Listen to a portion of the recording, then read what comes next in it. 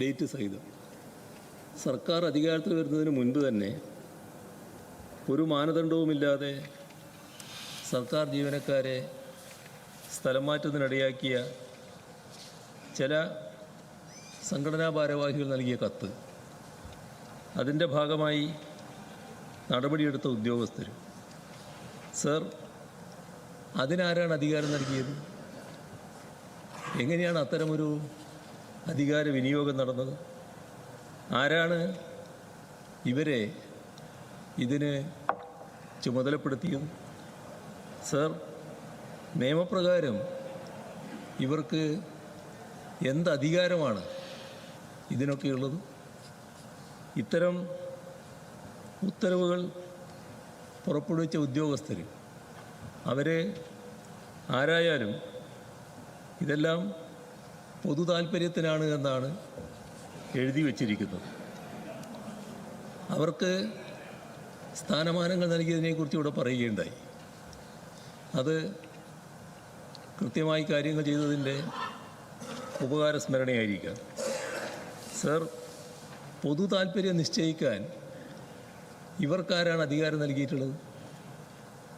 ഇത്തരം ഉത്തരവുകൾ പ്രഥമദൃഷ്ട്യാ ശരിയല്ല എന്ന് കണ്ടതുകൊണ്ടാണല്ലോ കേരള അഡ്മിനിസ്ട്രേറ്റീവ് ട്രിബ്യൂണൽ ഉത്തരവുകൾ സ്റ്റേ ചെയ്യുന്ന നിലയുണ്ടായത്. സർ, അത് യഥാർത്ഥത്തിൽ ഗൗരവത്തിലെടുക്കേണ്ട ഒരു കാര്യമല്ലേ?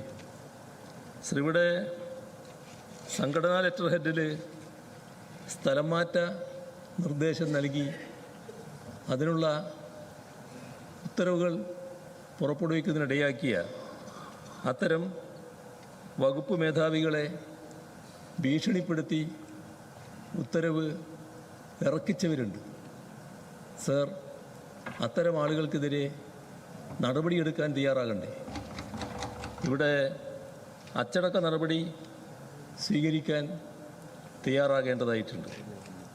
മാനദണ്ഡങ്ങൾ മറികടന്ന് ഇതേവരെ നടത്തിയിട്ടുള്ള സ്ഥലമാറ്റങ്ങൾ എല്ലാം പുനഃപരിശോധിക്കുകയും അത് റദ്ദാക്കുകയും ചെയ്യുന്നതിനുള്ള ആർജവം സർക്കാർ കാണിക്കേണ്ടതായിട്ടുണ്ട്. സർ, ചില സ്ഥാപിത താൽപ്പര്യക്കാരെ അഴിഞ്ഞാടാൻ വിട്ടാൽ എങ്ങനെയാണ് ജനതാൽപ്പര്യം സംരക്ഷിക്കാനാവുക? ഈ രീതിയാണ് തുടരാൻ പോകുന്നതെങ്കിൽ കാണേണ്ടത് അധികാരത്തിൻ്റെ ഇടനാഴികളിൽ പവർ ബ്രോക്കർമാരും ദല്ലാളന്മാരും അധികാരം സ്ഥാപിച്ച് ആധിപത്യം സ്ഥാപിച്ച് വലിയ തോതിലുള്ള അഴിമതിക്ക് വഴിയൊരുക്കുമെന്നതാണ്. ഈ രീതി തിരുത്തിയേ പറ്റൂ. അത് ഭരണമാറ്റത്തിൻ്റെ പേരിൽ ന്യായീകരിക്കുന്നത് ഒരു തരത്തിലും യോജിച്ചതല്ല. ഈ അനീതിക്കെതിരെ ജീവനക്കാർ പ്രക്ഷോഭരംഗത്ത് വന്നത് കണ്ടില്ലേ? ഇന്നലെ നടന്ന നിയമസഭാ മാർച്ച് ഒരു മുന്നറിയിപ്പായി കാണേണ്ടതായിട്ടുണ്ട്. സർ, 2000-ഓളം ജീവനക്കാരെയാണ് ഈ ചുരുങ്ങിയ കാലയളവിൽ സ്ഥലം മാറ്റിയിട്ടുള്ളത്. നമ്മുടെ മന്ത്രി സ്റ്റാഫിലേക്ക് വരുന്ന ആളുകൾ അങ്ങോട്ടും ഇങ്ങോട്ടും പോയതിൻ്റെ ഭാഗമായിട്ടുള്ള എണ്ണമല്ല ഇത്. ഇവിടെ ഓർക്കേണ്ട കാര്യം, 2016 LDF സർക്കാർ അധികാരത്തിൽ വന്നപ്പോൾ സർക്കാർ ജീവനക്കാരുടെ സ്ഥലം മാറ്റത്തിന് പൊതുമാനദണ്ഡങ്ങൾ നിശ്ചയിച്ചുകൊണ്ട് 2017 ഫെബ്രുവരി 25 ഉത്തരവ് പുറപ്പെടുവിച്ചിരുന്നു. ആ ഉത്തരവിന് അനുസൃതമായി ഓരോ വകുപ്പും പ്രത്യേക നിബന്ധനകൾ ഉൾപ്പെടുത്തി ഓൺലൈൻ സ്ഥലം മാറ്റം പ്രാവർത്തികമാക്കുകയായിരുന്നു. സർ, ഇതോടെ സംഭവിച്ചൊരു കാര്യമുണ്ട്. സ്ഥലം മാറ്റം സുതാര്യവും മാനദണ്ഡപ്രകാരവും അഴിമതിരഹിതവുമായി എന്നതാണ്. ആ തരത്തിലാണ് സ്ഥലം മാറ്റം ഇവിടെ നടന്നിരുന്നത്. സർ, അധ്യയന വർഷം ആരംഭിക്കുന്നതിന് മുൻപ് നടപടികൾ പൂർത്തീകരിക്കുക എന്ന കാഴ്ചപ്പാടോടെയാണ് വിവിധ വകുപ്പുകൾ പൊതുസ്ഥലം മാറ്റത്തിനുള്ള നടപടികൾ സ്വീകരിക്കുന്നത്. അതനുസരിച്ച് നടപടിക്രമങ്ങൾ പാലിച്ച് തയ്യാറാക്കിയ കാര്യങ്ങൾ നടപ്പാക്കാൻ ആ ഘട്ടത്തിൽ പെരുമാറ്റച്ചട്ടം വന്നുകൊണ്ട് സാധിച്ചിട്ടുണ്ടാവില്ല. അത് കൃത്യമായി പരിശോധിച്ചല്ലേ കാര്യങ്ങൾ നീക്കേണ്ടിയിരുന്നു.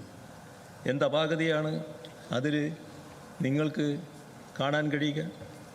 സർ, ഇവിടെ മറ്റൊരു പ്രശ്നവും ഇതിൻ്റെ കൂട്ടത്തിൽ ഞാൻ ഉന്നയിക്കുകയാണ്. അത് കുടുംബശ്രീയുമായി ബന്ധപ്പെട്ടതാണ്. കരാറടിസ്ഥാനത്തിൽ തുടർച്ചയായി സേവനം നടത്തി വരുന്ന അവിടെയുള്ള ജീവനക്കാർ, അവരിൽ ചിലരെ നോട്ടീസ് പോലും നൽകാതെ പിരിച്ചുവിടുന്ന നടപടിയിലേക്ക് കടക്കുന്നുവെന്ന വാർത്തകൾ വന്നിട്ടുണ്ട്. സർ, ഇവർക്കെല്ലാം സ്ഥിര നിയമനത്തിന് അർഹതയുണ്ട് എന്ന് വിവിധ ഘട്ടങ്ങളിൽ കോടതികൾ തന്നെ വ്യക്തമാക്കിയ കാര്യമാണ്. ഇത് ഇത്തരത്തിൽ ഉള്ള ആളുകളുടെ ജോലി കളയുന്നത് ഒരു തരത്തിലും മനുഷ്യത്വപരമായിരിക്കില്ല എന്ന് ഓർമ്മിക്കണം. സർ, ഇവിടെ അദ്ദേഹം പരാമർശിക്കാത്തൊരു കാര്യത്തെപ്പറ്റി പറയുകയുണ്ടായി. അതുകൂടി സ്പർശിച്ചു പോകുന്നത് നല്ലതാണെന്നാണ് തോന്നുന്നത്. അങ്ങേക്ക് ഇനി എത്ര സമയം കൂടെ വേണം? ഇനി 2 മിനിറ്റേ വേണ്ടു. നവമാധ്യമങ്ങളിൽ വരുന്ന ചില ട്രോളുകൾ ഷെയർ ചെയ്തതിൻ്റെ പേരിൽ റിട്ടയർമെൻറ്റിന് തൊട്ട് മുൻപ് ജീവനക്കാരെ സർവീസിൽ സസ്പെൻഡ് ചെയ്യുന്ന നടപടിയെടുത്തതായി കണ്ടു. സർ, അതെത്രമാത്രം ക്രൂരതയാണെന്ന് നോക്കണം. അസഹിഷ്ണുതാപരമായ നടപടിയായിട്ടല്ലേ അത് മാറുന്നത്? ഇത്തരം കാര്യങ്ങൾ ശ്രദ്ധിക്കുന്നത് നന്നായിരിക്കും എന്നാണ് ചൂണ്ടിക്കാണിക്കാനുള്ളത്. സർ, കൃത്യമായ സർവീസ് സീനിയോറിറ്റിയും പരിഗണനാർഹമായ ഇതര യോഗ്യതകളും അനുസരിച്ച് സുതാര്യമായി നടത്തിവരുന്ന പൊതുസ്ഥലമാറ്റം, അതാണ് കേരളത്തിൽ നടന്നു വന്നത്.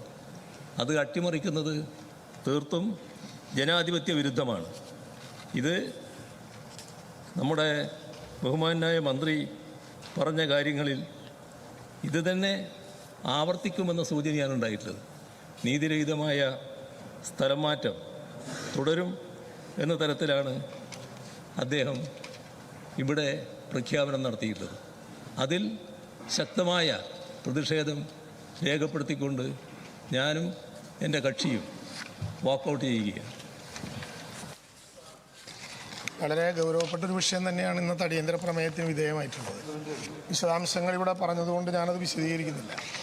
സാർ, നമ്മുടെ നിലവിൽ വിവിധ സർക്കാർ ഡിപ്പാർട്ട്മെൻറ്റുകളിലെ സ്ഥലം മാറ്റങ്ങളെക്കുറിച്ച് ആധികാരികമായി പഠിച്ചു മാനദണ്ഡങ്ങൾ തയ്യാറാക്കിയ ഗവൺമെൻറ് ഉത്തരവ് 3/2017 പ്രകാരമുള്ള നടപടിക്രമങ്ങൾ ഓൺലൈനായി പരമാവധി വകുപ്പുകൾ നടത്തണം എന്ന് നിശ്ചയിച്ചൊരു കാലത്തിന് ശേഷമുള്ള വിഷയമാണ് സാർ ഇവിടെ ചർച്ചയ്ക്കെടുക്കുന്നത്.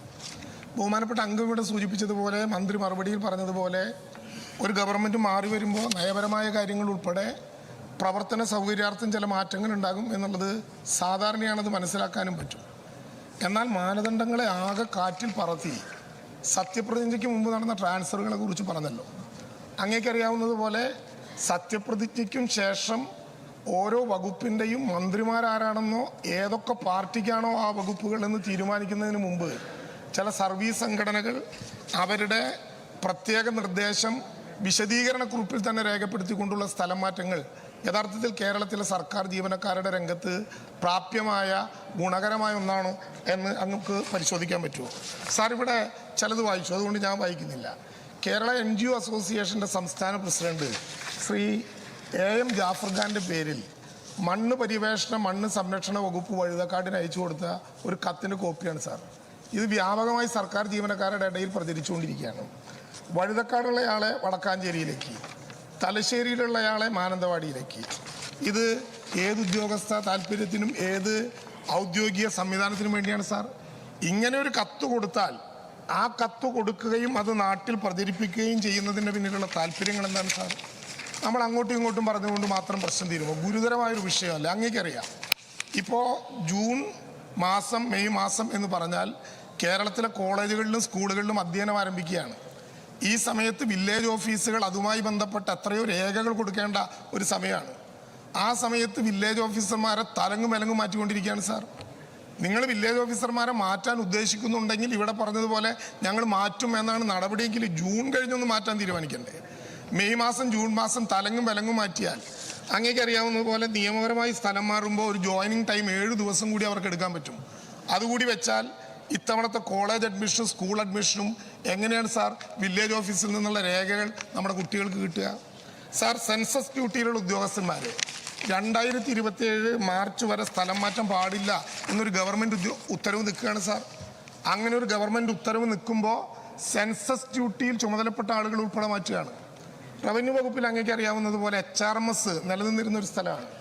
ഒരു സ്റ്റേഷനകത്തേക്ക് നിയമിക്കുന്ന ആളുകളെ മാറ്റാം. ഞാൻ അവസാനിപ്പിക്കുകയാണ് സാർ. ഒരു സ്റ്റേഷനകത്തേക്ക് ചുമതലപ്പെടുന്നവരെ ആ സ്റ്റേഷനകത്ത് മാറ്റാം 3 കൊല്ലം വരെ. പക്ഷെ അവർക്ക് പ്രവർത്തിക്കാൻ ആ സ്റ്റേഷനകത്ത് സാധ്യമാണ്. പക്ഷേ ആ സ്റ്റേഷനും വിട്ട് മാറ്റുന്നതിൻ്റെ പിന്നിലെ മാനദണ്ഡങ്ങൾ എന്തൊക്കെയാണ് സാർ? സാർ നോക്കണം, ഇതുമായി ബന്ധപ്പെട്ട് തൃശ്ശൂരിലെ NGO അസോസിയേഷൻ്റെ ഏറ്റവും ഉന്നതനായ ഒരു നേതാവിനെ അങ്ങയുടെ വിജിലൻസ് തന്നെയാണ് പിടികൂടിയത് സാർ. പിണറായിയുടെ വിജിലൻസ് അല്ല, ശ്രീ VD സതീശന്റെ അടിയന്തര പ്രമേയത്തിന് തൽക്കാലം അനുമതിയില്ല. പ്രതിപക്ഷ നേതാവും അദ്ദേഹത്തിന്റെ പാർട്ടിയും വാക്കൌട്ട് നടത്തിയിരിക്കുന്നു. ഇപ്പോൾ CPIയുടെ നിയമസഭാ കക്ഷി നേതാവ് K രാജൻ സഭയിൽ സംസാരിക്കുകയാണ്. സ്വാഭാവികമായിട്ടും ഈ പ്രസംഗത്തിന് ശേഷം അവരും വാക്കൌട്ട് നടത്തും.